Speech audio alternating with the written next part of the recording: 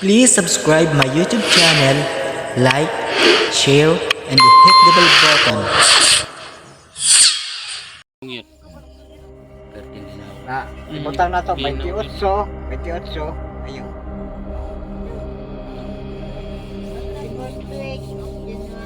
Okay lang to siya, kahit magka, kung ano man, 20, 15, yan. Pero mag-28, ano, Pabari, maalas ka na ato naman. lang. Di maiwanan mo din yan dyan. Pebrero. Hello Pero guys. Pebrero, di po naman di Mayo ng Pebrero. Shout out sa inyo guys. Paki-support naman sa ating vlogger ngayon na nandito sa amin, nakihalubilo. Sana guys, araw-araw masubaybayan niyo yung mga vlog niya dahil kayo din ang nagbigay ng lakas sa aming nagbablog ngayon na kung kahit saang dapit ay makikita kami. Ngayon guys, Galing. kahit Tagalog lang o ano yung salita ninyo, pero at least sikat naman yung Tagalog.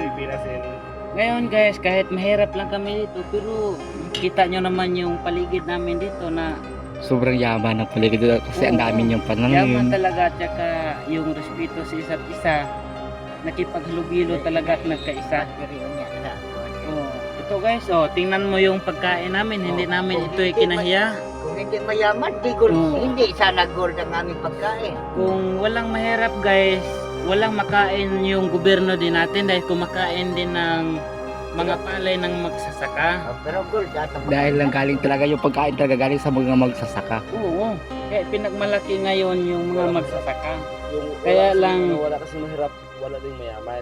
ganun na nga, kaya lang ngayon, medyo apiki yung magsasaka dahil sak yung presyo yung ta namin, yung mga magsasaka, kaya lang yung mga nakabili, minamahal naman yung presyo nila, hindi sila sumusunod sa mga patakaran ng gobyerno. Yun yung sinasabi ko kanina na habang ako'y nagtatrabaho, kumbaga naranasan ko yung hirap, kung gaano kahirap yung magtrabaho, magsaka, na ang hirap magsaka tapos yung produkto natin bibilihin lang ng babaratin ba yung halos gustong hingin na lang sa mga pagsasaka. Ba't andito ako sa lugar na to para subukin o maranasan ko yung mga bagay na kung gaano kahirap yung sitwasyon, yung kung paano magtrabaho.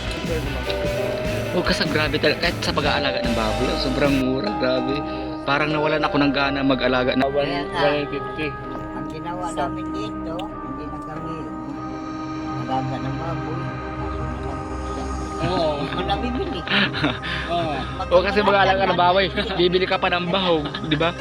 Hindi na kami nag-alaga ng Bagay, tama rin. hindi na kami nag-alaga ng baboy. Guys, number 1 product dito sa anong lugar to, Kapare? Barangay Batangan to. Barangay Butangyad sa Sitio Campare. Tabakuan guys, so grabe. Tingnan mo, anong oras ngayon? Almost in the evening, naghihiwa sila ng Itong yaman. tabako. Kasi ang kinakain dito kukin. Oo, magyap. Ito yung hanap buhay nila dito guys. Pero kumbaga, Oo. pagdating ng produkto na ilalabas na, bibilihin lang ng sobrang mura, halos hingiin na lang dun sa mga magsasaka. Sobrang hirap, halos dugo ang ipawis, tapos babaratin ka lang.